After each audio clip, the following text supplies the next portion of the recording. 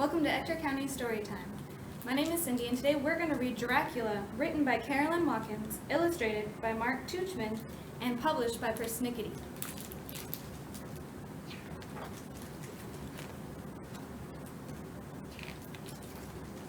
Gather round, friends, listen closely to hear a story that surely will fill you with fear.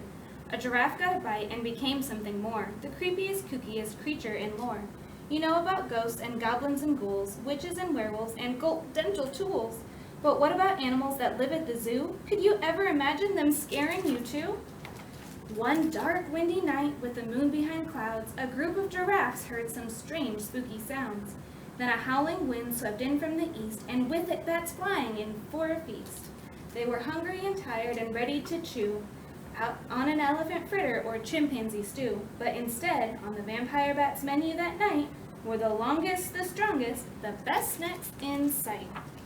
I'll spare you the details, but trust me, it's gory. I'm really not one for a blood-ridden story. When it was all over, one young giraffe woke to find he had fangs and a black silken cloak.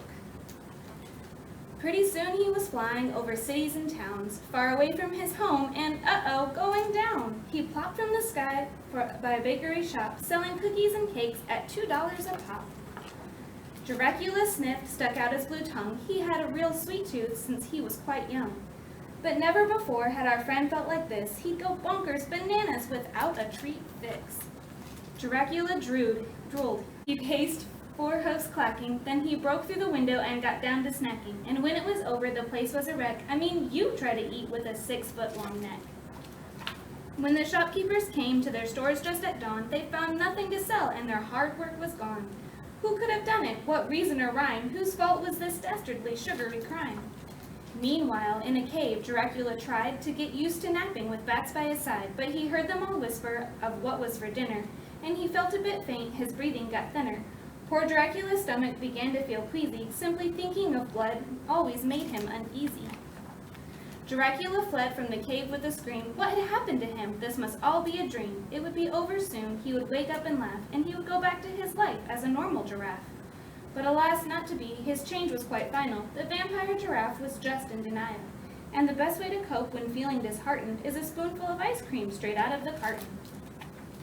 So he headed right back to the shop he first raided, for warm pies and cakes, and once more invaded. Eating cookies and cupcakes and cream puffs galore, he worked his way down from the top shelf to floor. He ate through the night and on into the morning. This is where it gets scary. I've given my warning. When the townsfolk arrived to buy their own sweets, what they found was a monster with sharp gleaming teeth, and down from his mouth dripped something bright red. Some unfortunate creature must have ended up dead. The townspeople fled and they headed for cover. They ducked and they dodged and ran into each other. Poor Giracula hung his long neck in shame. If only they'd known cherry pie was to blame. But one brave little girl with her own love of sweets caught the scent of the pie and slowed down her retreat. Could it be that the monster just didn't have manners? She turned and went back to the shop for some answers. Giracula cried as he told her just why he had helplessly feasted on pie. The girl wiped his tears, and the two made a deal. She would bake him more pies if he'd no longer steal. Now the town lives in peace without bakery theft. The desserts have been safe since the strange monster left. But if you and Giracula should happen to meet, never fear, just make sure that you bring something sweet. The end.